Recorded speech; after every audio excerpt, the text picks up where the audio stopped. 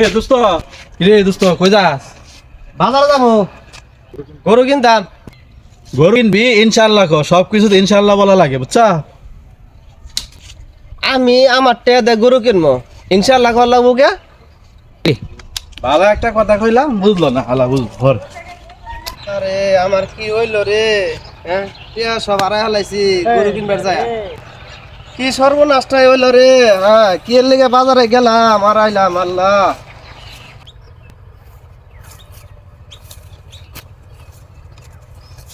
রে তুই না বাজারে গেলি, তো মাথায় হাত কে কি হইছে?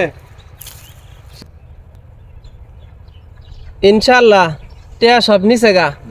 এই গেলি গরু কিনবা, টেহা নিল কেমনে?